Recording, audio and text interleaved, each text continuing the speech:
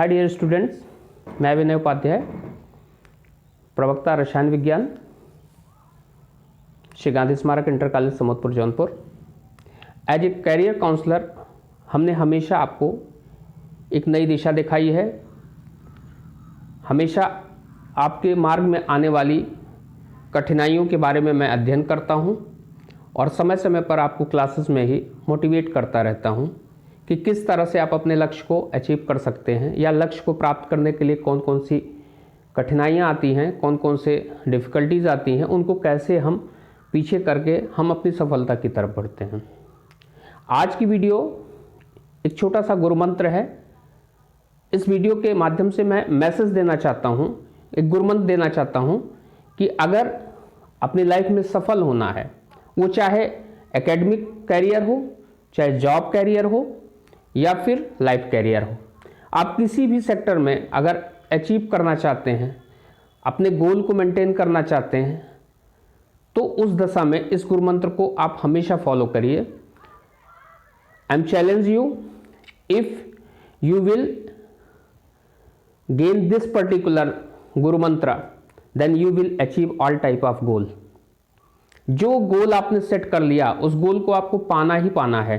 अगर इन 3 शब्दों को अपने जीवन में आपने जगह दे दी, 3D, 1D, 2D and 3D, एक D, दूसरा D और तीसरा D, तीनों D अलग अलग चीज़ों को डिटरमाइन करेंगी।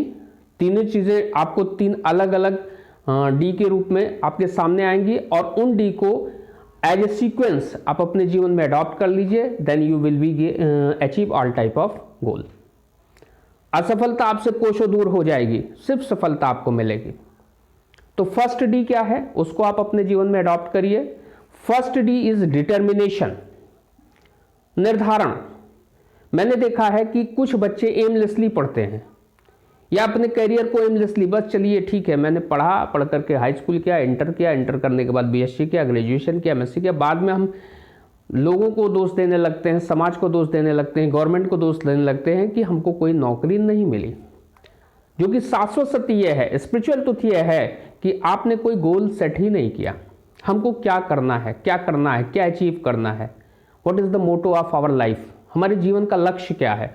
तो सबसे पहला डी, आप अपने जीवन में एक लक्ष्य का निर्धारण कर लो और एक बड़े से पोस्टर मीन्स अगर आपके पास एक चार्ट पेपर है, आप चार्ट पेपर पर अथवा आप पुराने कैलेंडर को पलटकर उसके पीछे भी एज ए चार्ट यूज कर सकते हैं। उस पर एक बड़ा सा जो आपका गोल हो उसको लिखो आप। मुझे डॉक्टर बनना है, मुझे इंजीनियर बनना है, मुझे आईएएस बनना है, मुझे पीसीएस जाना है, मुझे लोक सेवा में किसी भी सर्विस को अडॉप्ट करना है, या मुझे जन सेवा करना है, समाज सेवा करना है, जो भी करना है व्हाटएवर, इस चीज़ को आप जो है एक पोस्टर पर लिख लो और डेली उसकी तरफ अपना ध्यान कुछ देर केंद्रित करो। जिस प्रकार से आप घर में पड़े हुए या घर में लगे हुए भगवान की मूर्ति या भगवान के फोटो पर आप बार बार ध्यान केंद्रित करते हो। जैसे आप परीक्षा देने जाते हो तो फट से राम का नाम ले लेते हो, या जो भी जिसका धर्म होता है उसकी तरफ हाथ जोड़ लेते हो। आपको एक तुरंत होता है, एक विश्वास होता है, एक सत्य आपके अंदर काम करता है कि नहीं, ईश्वर चाहेंगे तो मेरा पेपर बहुत अच्छा होगा। उसी तरह आप उसको अपने कमरे में लगा करके बार बार उस पर देखो, उस पर ध्यान दो, लोगों को बताओ कि मैं क्या बनना चाहता हूँ। तो सबसे पहले लक्ष्य, क्योंकि लक्ष्य विहीन एजुकेशन ऑलवेज डेंजरस होती है। किसी भी सेक्टर में अगर लक्ष्य आपका नहीं है तो आप कुछ अचीव नहीं कर सकते। तो पहला डी क्या है, डिटर्मिनेशन। तो अगर जीवन में सफलता प्राप्त करना है तो आपको एक गोल निर्धारित करना पड़ेगा। मुझे क्या अचीव करना है उसको रखना पड़ेगा। अगर उसको आप रख लेते हैं तो मान के चलिए कि आपका आधा काम हो गया। फिर बात आती है सेकंड डी की। सेकंड डी को हम इस तरह से कह सकते हैं डिसिप्लिन, क्योंकि अगर जीवन में किसी प्रकार की डिसिप्लिन नहीं है, किसी तरह का अनुशासन नहीं है, तो अनुशासन विहीन व्यक्ति निरंकुश मदमस्त हाथी के समान होता है। वो उस तरह से व्यवहार करता है कि जैसे उस पर किसी भी प्रकार का कोई भी लॉ काम नहीं करता।